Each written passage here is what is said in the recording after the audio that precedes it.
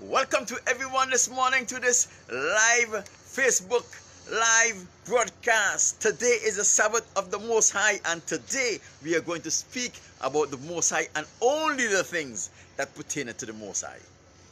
You know, today we have a very interesting subject that I want to touch base on. You would have seen me advertise this subject earlier this week, and I heard a lot of you were saying, I wonder what Palm are coming with this week. Well, what I'm coming with this week? The Caucasians. Who are they? How did they get here? And where did they come from? I am going to answer all of these pertinent questions, right? And I'm going to answer them not from my opinion, but from the perspective of the Word of the Most High. From the perspective of the words of the Most High, not from anything else. As you know, people, I am not a preacher. I'm not a pastor. I'm not a deacon.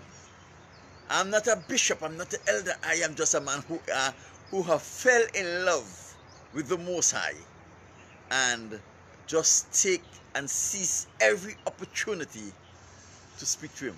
While I talk to you right now, I am sending out some invitation to the people who might want to hear what I have to say. But if you don't want to hear what I have to say, that's quite okay. You understand? There are people somewhere in the world who will be happy to hear what I have to say here today. And there will be generation who will hunger and thirst and lap up the things that I am sharing with you. So if you take me for granted, I am not supposed to be taken for granted. I am a servant of the Most High. That's all I am. A servant. I'm willing to do His bidding. I'm no bishop. I'm no apostle. I am just the servant of the Most High. Ready to wash His feet anytime He tells me to. I'm not too big to wash His feet. I'm not too important to wash the Most High's feet. So, today, I've already bind up the forces of evil that normally comes around. Tell the Most High to take charge of them. He is the creator and ruler of heaven, earth, and everything that dwells therein. He can banish demons. He can take care of the demon possessed. So I ask the Most High to take care of all of those demonic forces that will come around today. And I know He's going to take care of it. I think I probably have invited enough. And who is not invited could always watch it on the rerun. Watch it on the rerun. Good day, my people. Good day, my people. Today we are going to speak about the Most High and the things of the Most High. I'm going to bring a topic to you. This topic is entitled, Who are the Caucasians? Where did they come from? And how did they get here? No one is supposed to be upset with this message that I'm going to bring here boldly today. Not even the Caucasians. Let me tell you why the Caucasians cannot be upset with this message. Because this message is the truth, for one. The second thing, they took our book, our Bible, and from since 331 BC, they have been changing and altering the content of that book. They take out books, they change words, they change paragraphs, they change sentences to accommodate them. And then they hand it back to us. So everything that is written in the book, as it is what they are comfortable with. So none of them should ever become upset or annoyed with this sermon, because they have taken our book and they have rearranged our book. They take out what they didn't like, they put in what they wanted, and they hand it back to us. So they should be comfortable with everything that they are allowed to remain in the Bible. But the Most High says that He will never let His people linger in darkness, right? So you have to remember too, the Caucasians control the printing of the Bible. So everything concerning the Bible. If you want to learn how to teach the Bible, you have to go to a school that is organized by the Caucasians, instituted by the Caucasians, and learn how to teach the Bible as the Caucasians will have you teach it. So the Caucasian has manipulated and take full control of the Word of God, which is our word. The direct descendants of the children of Israel are children of the transatlantic slave trade. Right? So anybody who is upset by this word, especially the Caucasian, they have no reason to be upset. They have no reason to be upset. And if you are black and you are upset by what I'm saying, then you ought to be burned in hell starting immediately. Because for a black man, for an Israelite, the Most High word should never be an offense. It should always be welcome and a blessing to your heart, especially when you're finding out new things that you have read over and over and over, but now discover that there are new things to be learned. As I said earlier, no, a lot of you are asking, well, another palm coming with this morning, right? Well, I am here and I'm coming with it. Now, the topic for today: who are the Caucasians? Where did they came from? And how did they get here? To start out this lesson, right? I want us to turn to Genesis chapter 2 and verse 7. Genesis chapter 2 and verse 7. If we remember in Genesis chapter 1, verse 26 to 30, it speaks of the creation of man. Genesis chapter 1 speaks of the creation of man. And it gives us an idea of the responsibilities that the Most High bestowed upon his original and head of earth, the creature man. So it spoke about, it declared the creation of man, and it gave us the responsibility that the Most High had bestowed upon man. Right? So let us go to Genesis chapter 2 and verse 7. And we're going to learn something that we all know. And God formed man from the dust of the ground, and breathed into his nostril the breath of life, and man became a living soul. God formed man from the dust of the ground. He breathed into his nostrils the breath of life, and man became a living soul. So is there any wonder that the composition of the human reflects all of the mineral that is found in the soil? Every mineral that you find in the soil, you find in man. Right? But why did I read this? How does this tie into where the Caucasians come from and who they are? You see, I just want to lay the groundwork today. If you as a child or descendants of the transatlantic slave trade, if you are a descendant of the transatlantic slave trade, right, you will notice your color is similar to mine.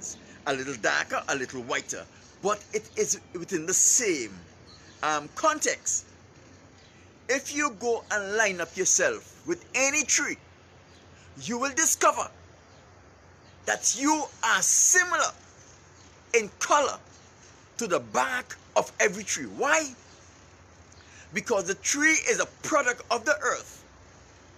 And when the tree grows, all of the mineral of the earth is reflected in the bark of the tree. That is why our complexion and the complexion of the tree is so similar, because our origin are the same. We cannot say that for the Caucasians, because there is no tree that has a bark that reflects the color of the Caucasians. And that is just the simple fact.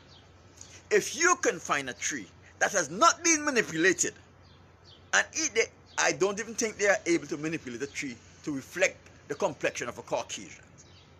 But however, the tree that came from the ground reflects our complexion, because there is where we came from, right? We came from the earth. The Most High make us from the dust of the ground. Now, let us go over to Revelation chapter 1 and let us read from verse 13, and we are going to see something very important here. Revelation chapter 1, let us read verse 13.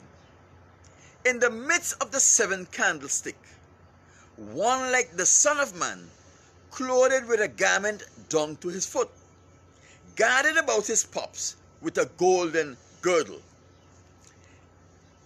His head and his hair was white like wool, as white as snow. His eyes was as the flaming fire. His feet was like fine bronze, as if it were burned in a furnace, and his voice was of the song of water. Let me explain this to you, and this will all tie in the long run. Right? So here we see the Son of Man. Right? The Son of Man. The one whom we look like. The Son of the Most High, who we look like, who we are the image of. Right? He was there in the middle of the seventh candlestick, and he was clothed with a garment that stretched from his neck to his feet. Right? Now, significance here. His head and his hair was white as wool. What does this mean? His face was not, you could not have seen his face. Why? Because the glory of his beauty and the glory from being in his Father's presence emanate and cover his face. For example, remember, after Moses would have spent 40 years in Mount Sinai in the presence of the Most High, when Moses returned to his people 40 days after, when Moses has spent 40 days in the presence of the Most High, when he returned to his people 40 days after, Moses' face glowed like an angel. That is after spending 40 days in the presence of the Most High, learning from the hands of the Most High, Moses glowed. You must judge the glow that will come from the Son of Man, who have been in the presence of his Most High, even before the foundations of the world was created. So we could not see his face because of the glory that emanated from his face. So they say it was white as snow, and his hair was white as wool. Therefore, we can identify the woolly texture of his hair. Right? So, the Son of Man, the Son of the Most High, had woolly hair, white woolly hair. Now,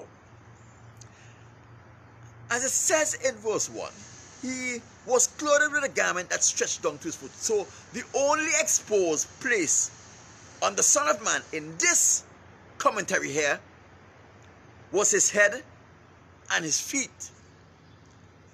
And his feet would reflect the color of his entire body. But because the glory did not reflect on his feet, because the glory does not reflect on your feet, it reflects on your face, on your countenance, we were able to find something about the Son of God. His feet was like fine brass that was burned in a furnace. Fine brass is the color of my complexion, or thereabout. A little lighter, a little darker, or this. So what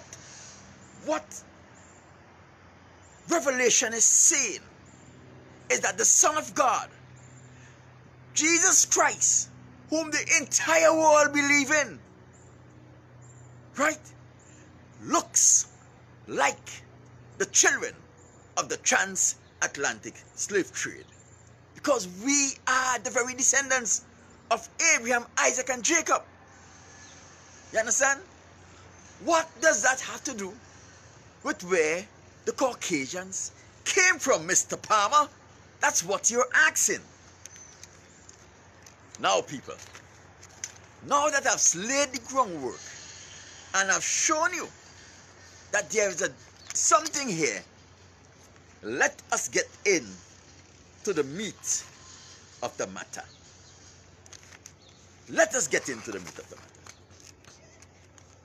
First, we lay the groundwork, and then we will start to build on the foundation that was laid there.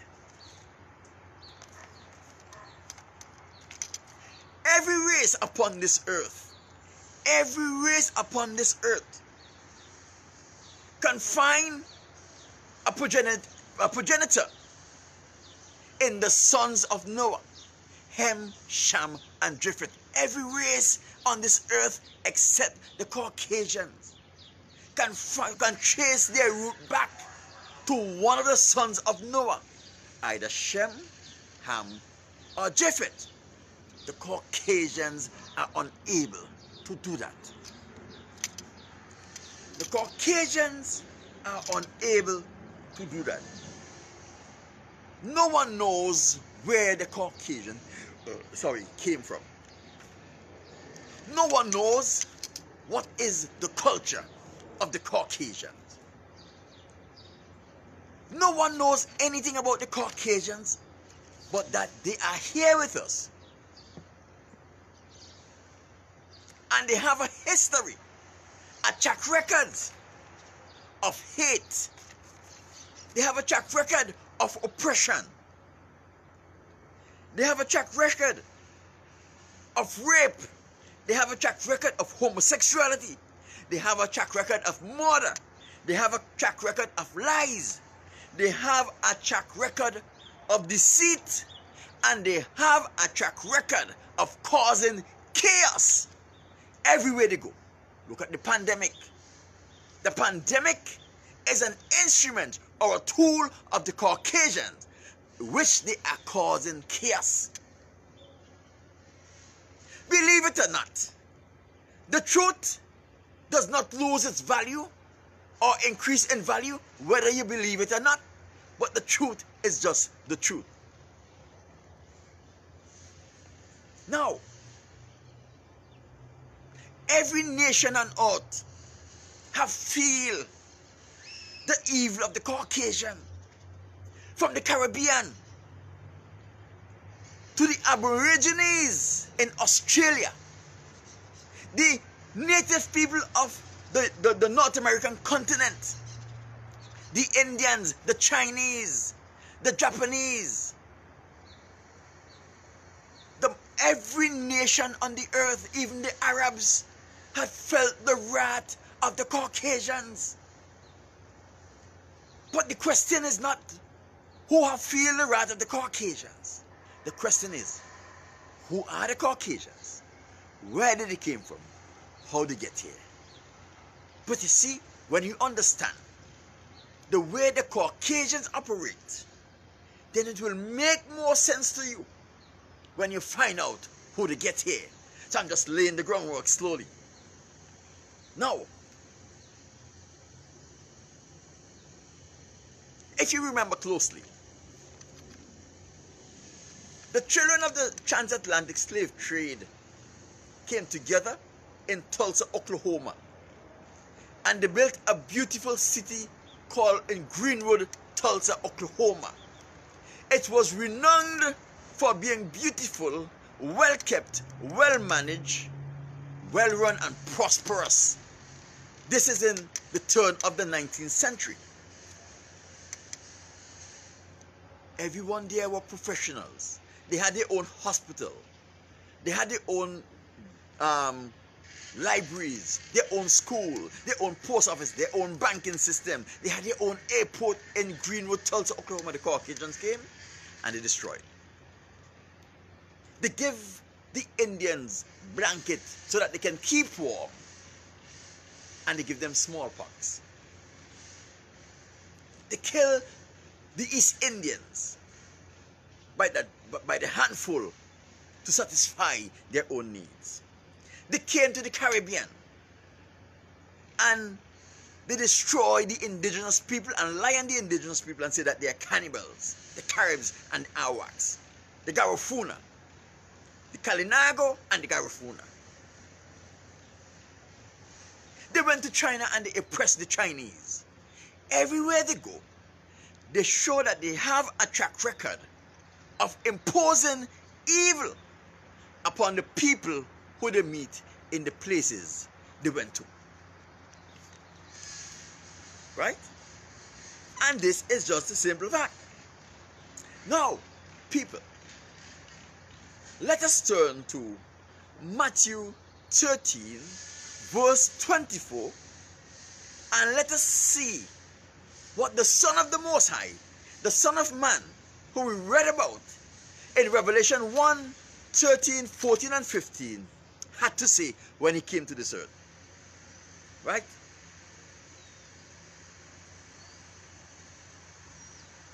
The kingdom of God is like a man sowed good seeds in a field. While he slept, an enemy sowed tares with the good seeds. When the plant mature, the tares appear. The servant of the man came and said, Master, did we not sow good seeds in the field? Why are there tares? Immediately, he knew what happened. The good man knew what happened. He said to his servant, an enemy did this. The servant asked, should we separate the wheat from the tares? Master said, no. Lest you pull up the wheat when you try to pull up the tares. Leave them. They must grow together until the day of harvest. Let us jump over to 37. Jesus is now explaining this parable. He said, he that sows the good seed is the Son of Man, the Son of God, who we read about in Revelation 1, 13, 14, and 15. The field is the world. The good seeds are the children of the kingdom. The good seeds are those who were created and honored the Most High. The tares are the children of the wicked one. The enemy that sowed them is the devil. The enemy that sows the children of the wicked one is the devil. So the devil is the wicked one. And the enemies that put them in the field is the devil. Always remember, what God did not ordain that happens, he permits. Right? So here we see the Most High is saying that the devil have seed on this earth, and we and the seeds of the devil have to exist until the harvest. Not me saying this, right? So the question we have to ask, what are the devil's seeds? The devil's seeds are people. People. Not just any people. People. Right?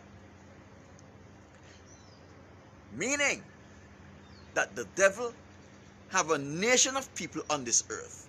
Always remember, a wheat, no matter how hard you try, would never be a tear. A wheat will always remain a wheat, because he can produce the fruit of the wheat, a tear. No matter how much you care it, no matter how much you water it, no matter how much fertilizer you put at the tear root, he can never become a wheat, because he by nature is a tear. So by nature, a wheat and a tear are different.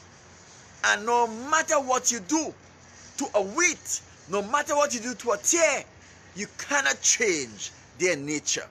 Simple facts. Now, so this is what we have discovered. We have discovered that there. Okay, let me don't go there yet. We'll do the recap in a while. So now let us turn over to Genesis chapter 6, verse 1 and read to 4. Genesis chapter 6, verse 1 and read to 4. Verse 1 of Genesis chapter 6. When man began to multiply on the face of the earth, and daughters was born to them, the sons of God saw the daughters of men, that they were fair or beautiful, and they took them wives, all which they chose. Let us jump over to verse 4. These were giants. There were giants on the earth in those days, and also after that, the sons of God came in unto the daughter of men, and bare children to them. The children became mighty men of renown. So they were giants, they were mighty men of renown. Now that is kind of unclear, right? And it was made unclear for a particular reason, right? But the reason for which it was made unclear is not important at this stage. But guess what? The Most High said that he would always provide the answers to every question. If you have been following my teachings for the past while, I would have asked you to download the book of Enoch. So let us go to the book of Enoch, because you cannot believe that a man who have never seen death because he was so righteous did not have anything to say, right? So why isn't there a book of Enoch in the Bible? Is a good question that you have to find an answer for. However, let us go to the book of Enoch and let us turn to chapter 7 of the book of Enoch. And Enoch will give us a little more clarity on what Revelation 6 was trying to say. Sorry, what Genesis 6 was trying to say. So, Enoch 7 verse 1. Sorry. After the sons of men had multiplied and daughters were born to them, elegant and beautiful, and when the angels, the sons of heaven, saw them, they became enamored of them, saying to each other, let us select for ourselves wives from the daughters of men, and let us make children. Is it getting a little clearer now? Is Genesis chapter 6 getting a little clearer? It is. Now, let us go down to verse 10. Because verse 3, 4, 5, and 6, 7, and 9 does not really apply to what we're going in there. Right? It fits into the story, but it does not apply to what we're trying to get to. Then they took wives, each choosing for himself whom he began to approach, and with whom he cohabits. So here we see the angels of heaven. And remember, at this stage they were not fallen angels. These were angels who came out after Lucifer, who had a particular assignment to be watchers over the earth, right? So let us go back to 10. Then they took wife, each chosen for himself, whom he began to approach, and with whom he cohabit, with whom he get together and have sex and so forth.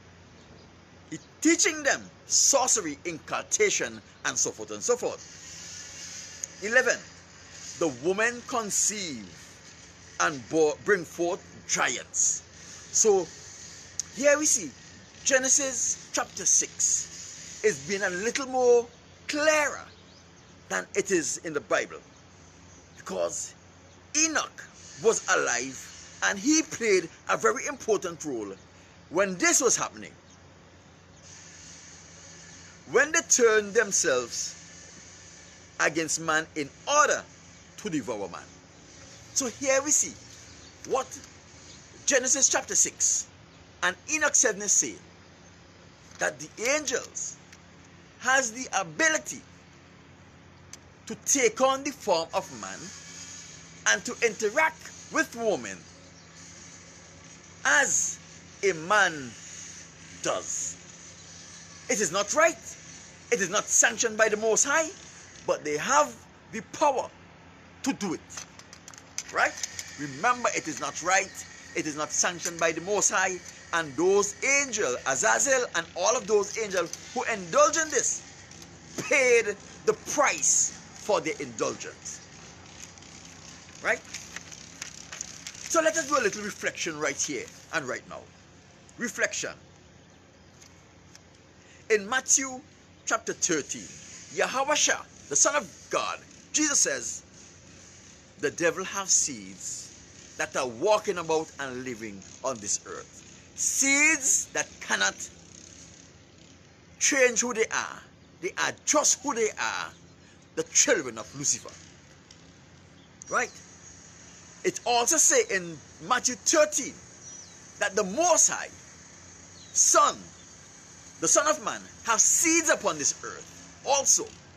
And we are supposed to exist together with the seeds of the devil until the Son of Man return to take us back to heaven with him. Right? In Genesis chapter 6 and Enoch chapter 7, we learned that the angels has the capacity to put on or to appear as human and to indulge in the affairs as man does, having sex and doing all kind of things. And not only do they have sex, they create offspring. And when they create offspring, they don't look the same as man look. Right? So, that is what we have learned so far.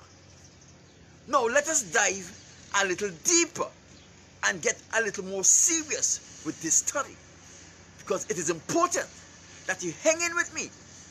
Because we are getting to the place where the answers to this topic will become. Who are the Caucasians? Where did they came from? And how did they get here? Now let us go to Genesis 25 and we are going to read verse 21 to 25. Verse 21, let us start. Isaac prayed to the Lord for his wife because she was barren. The Lord granted his prayer, and Rebekah, Isaac's wife, conceived.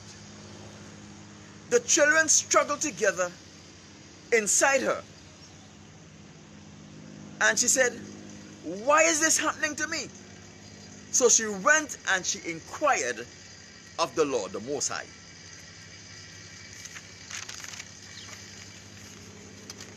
And the Lord said to her, listen carefully. And the Lord said to her, 2 nations are within your womb. 2 nations are within your womb. 2 people from within you shall be divided. 2 nations are in your womb. The 2 people that are in you shall be divided. One shall be stronger than the other. The older shall serve the younger. This is what the Most High is saying. So here we see Rebekah got pregnant, and there were 2 nations within Rebekah's womb.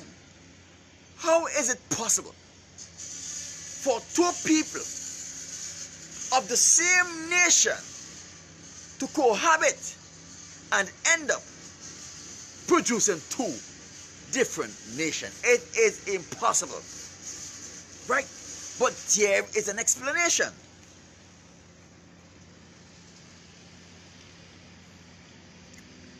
Go to 24. When her days to give birth was completed, behold, there were twins within her womb.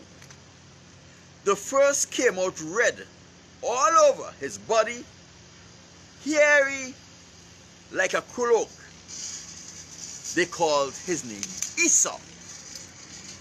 So here we see, they saw it fit. Isaac saw it fit when he was documenting the birth of his son to describe the first one. He was red all over and hairy like a crook, and for that we call him Esau.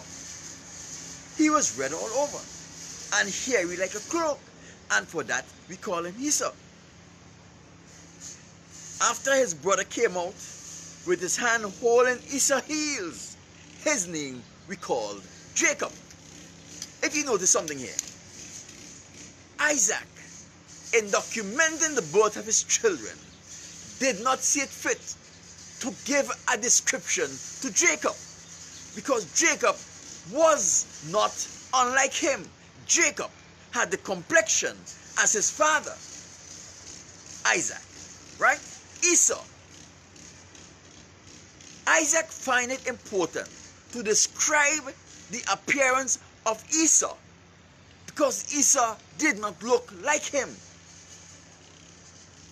Esau did not look like him. Esau was red all over and hairy. One of the things that we have to realize is that when anyone sees a Caucasian for the first time, the American Indians call the Caucasians red men. The Caribs in the Caribbean, when they see him, they call him red men. The Asians, when they saw him for the first time, refer to him as red men, because that is the true color and its true reflection that is generated in the mind of anyone that sees a Caucasian for the first time. He is closer to red than he's white. The Caucasians, because they are the conqueror, they rewrite history. They rewrite how they are seen and how they are perceived. They did not want to be seen as red because of what was written in this, the Bible. So they renamed the color of their skin as white. So now they are not referred to as red men, they are referred to as white men. But every native people of the world, when they first come into contact with the Caucasians, they all refer to him as the red man. The red man. You understand? And this is just the simple fact. Remember, facts doesn't change whether you believe it or not. Whether you believe the sun shines or not, the sun will always continue to shine. Because the sun never stops shining. So remember, facts do not change based on whether you believe or not. So Anna, what are you saying here? Are you saying that one of the angels cohabited with the wife of Isaac and implant a seed in Isaac's wife? Yes, that is what I'm saying. I am saying that Lucifer knew that the Most High have already given Abraham the promise. Try to abort the promise of God to Abraham by implanting, by having his seed born instead and before Jacob. It is all a big plan of Lucifer. But the Most High permitted. What the Most High do not ordain but happens is permitted by the Most High. You understand? The Most High allowed this to happen. We have seen the angels are capable of cohabiting and producing offspring with women. Azazel, who did not have any experience on the earth, when they cohabit, with women, they produce offspring that were giants, big and tall and freakish. But Lucifer, who have been here for thousands of years before Azazel, and the watchers make the decision to follow Lucifer. Lucifer knew what he was doing. That is what Jesus was saying in the parable. That is what Jesus was saying in the parable of the wheat and the tares. That the one who planted the seed in the field, the wicked one, is the devil. It is the devil who planted the seed in the womb of Rebekah that strive with Jacob for 9 months in the womb. And he was in a rush to get out because he knew his objective is to come out first and get the blessing of Isaac that Abraham had preferred upon Isaac. So Lucifer, that is why Esau was born first, because the seed of the devil knew that it is the firstborn that will get the blessing. That is why he was striving with Jacob in the womb. And that is why Jacob held on to his heel, because Jacob even, you may think, knew the importance of the inheritance. That is why the Most High ensured that Jacob received the blessing of Isaac, because we are the direct descendants of Abraham, Isaac, and Jacob, not Esau. Esau is an impostor that was placed in the womb of the woman by the devil. How do I know that? You may ask, Alan Palmer, how did you come to such a conclusion? Let us turn to Malachi chapter 1, verse 2 and verse 3, and you will understand how I know that. Malachi chapter 1, verse 2 and verse 3. Let us read. I love you, said the Lord. Yet you say, have you loved us? Was not Esau Jacob's brother, said the Lord? But Jacob I love, and Esau I hated. Jacob I love, and Esau I hated. Why does the Most High hate Esau? Because Esau is the seed of the devil. Esau was not supposed to be competing with Jacob for the place in the womb and for the birthright of his father. Esau was not supposed to be planted in the field, but the Most High permitted. Esau is the seed of the devil. Esau is the father of every Caucasian on earth. That is why they are able to tap in to the powers of the Lucifer. That is why they are able to put thoughts in your mind and convince you that they are good and they are friendly and they are your friend. They put thoughts in your head that you think is your thoughts. The Caucasians has the ability to do this.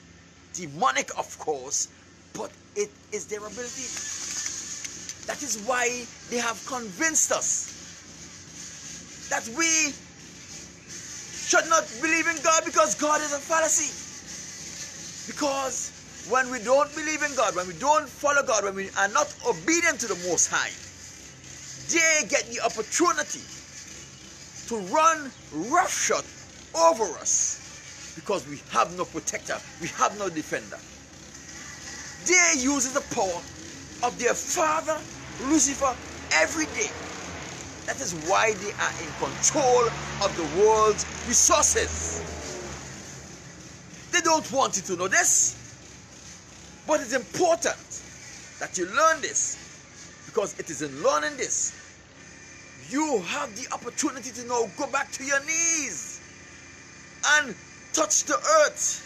And in touching the earth with prayer, touch heaven so that you can get the resources from heaven that you need to overcome evil, that you need to overcome the devil, that you need not to rely on or trust the Caucasians.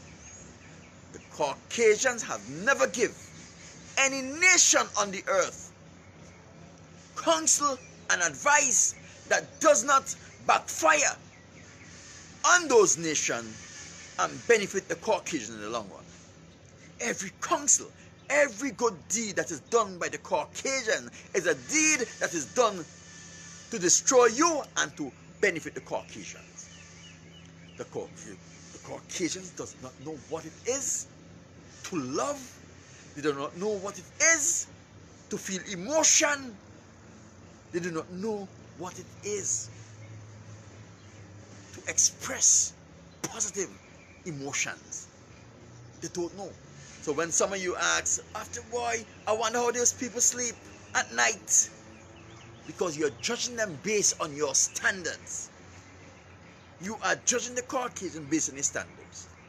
If a snake stings you and you die, would that snake have any problem sleeping in the night? No, because it is his nature to sting. And whether his sting is venomous or not, he will sting you with the hope that you die. But he will not lose sleep over it, because it is his nature to sting. If he don't sting, he will be going against his nature. It is the Caucasian's nature to do evil. So when they do evil, don't expect it to keep them up at night, because killing a man don't keep a snake up at night. Killing an Israelite don't cause the Caucasians to sleep. My people, these are not my words. These are the words of the Father. Keep on telling you. No weak heart shall prosper in this day. That's Bamali. No weak heart shall prosper in this day. You have to be there. You have to have the heart of a lion, because it's only lion heart could prosper and make it, because the things of the world is hard. It is hard to deal with. Jesus Christ says, Yahweh says, hey, don't think I came to bring peace on the earth. I did not come to bring peace. I come to bring a sword. What you do with a sword? A sword is a weapon of destruction. You understand? So, when the word of the Most High is properly taught, it will cause friction and confusion, because we have two people dwelling here. Two sets of people dwelling here. My people, O great supreme and sovereign Most High, the creator of heaven and earth and the very existence of existence and all that dwells therein, I thank you for this opportunity, for sharing what you have put upon my heart fearlessly, because I fear not, because the Most High is who leadeth me through the valley of the shadow of death. I fear no evil. Father, I thank you for the opportunity for bringing this message. I hope that your people will be as wise as serpents. Listen to that which is being said. Understand that which is being said, and take it to heart and apply it to their lives. In Yahweh's name I say, my people, what the Most High say, what the Most High say, hey, hey, hey. I am going to do just what the Most High say. I'm going to bring my people healing. I'm going to send the devils running. I am going to do just what the Most High say. What he says. Greater things than I have done, you are going to do. And everything you ask of me, I will give to you. You're going to move mountains, calm the raging seas. And those who are troubled, you're going to give them liberty. What the Most High say.